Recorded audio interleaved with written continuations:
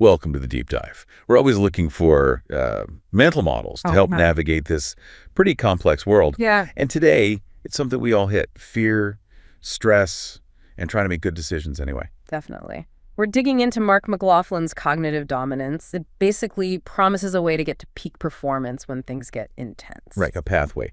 So our mission today for you listening is to really simplify the frameworks in the book. Exactly. We want to pull out actionable tools, mental models, like a kind of psychotechnology Yeah. to help you shift from, well, what he calls a fear freak out FFO, yeah. to achieving cognitive dominance, in your actual life. Okay, so let's unpack that. There's a story McLaughlin tells that really, it stuck with me. He's a neurosurgeon, right? Top of his game. Mm-hmm. But he talks about this devastating pediatric surgery, boy named Anthony, and afterwards he was just paralyzed by fear, questioning his whole career path. That's the fear freak out right there. Yeah. That FFO, your awareness just collapses. You can't think clearly, can't decide. Intense stress does that. And I think we can all relate, maybe not surgery, but, huge work deadline, a family emergency, that feeling. Absolutely. And cognitive dominance, CD, is the flip side. It's about boosting your awareness so you can make fast, good decisions, even when the pressure's high. Like grace under pressure. Kind of, yeah. Hemingway's phrase. It's this discipline you build performing right at your edge. And it's not just for fighter pilots or surgeons. Right. It could be managing a crazy day with the kids or a tough project. Exactly. High pressure, everyday stuff. So how do we get there? What's going on inside our heads? McLaughlin gives us this core model: Brain 1.0 and Brain 2.0. Right. Brain 1.0, that's your fast emotional gut reaction system. The internal alarm, it jumps on the unexpected. And Brain 2.0. That's the slower, analytical, conscious part. The one you use to think through complex stuff, make plans. Okay, so fast instinct versus slow logic. How do they interact? Well, that's the interesting bit, isn't it? Sometimes they clash. Think about that invisible gorilla experiment. Oh, yeah, I know that one. People are so focused counting passes, that's Brain 2.0 working hard, they literally don't see a gorilla walk across the screen. Wild. It shows how Brain 2.0's focus can make Brain 1.0 sort of filter out unexpected things, or fears, as McLaughlin calls them. But Brain 1.0 is still there, sending fear signals.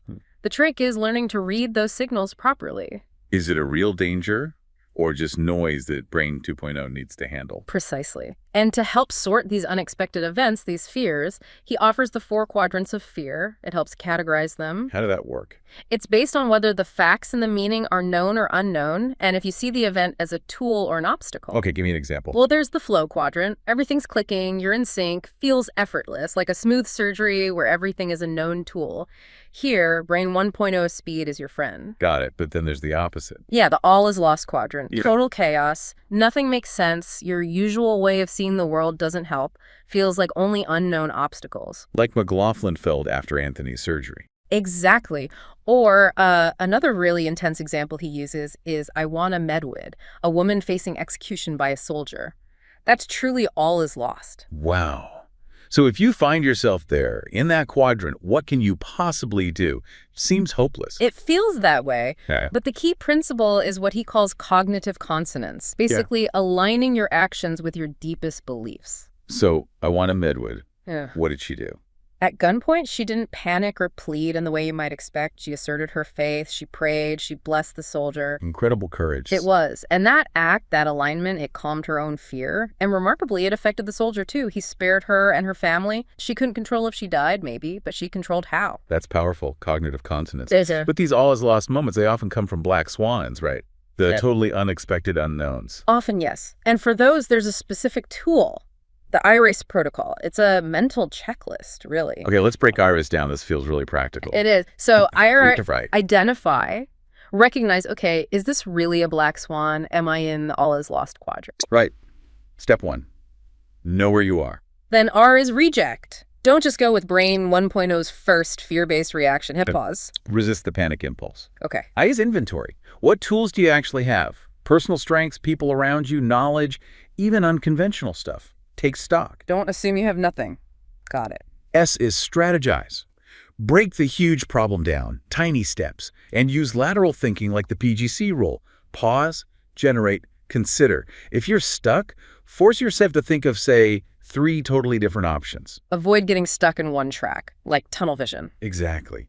And finally, E is evaluate. Focus laser-like on the problem, the facts, not the fear itself. Separate the emotion from the task. IRISE. Identify, reject, inventory, strategize, evaluate. That's a solid framework. But none of this works effectively, whether it's IREs or navigating the quadrants, without something foundational. Which is? Defining your life value. You need to know what winning the game of life, as McLaughlin puts it, actually means to you. Your personal definition of success or purpose. Yes, that's your compass.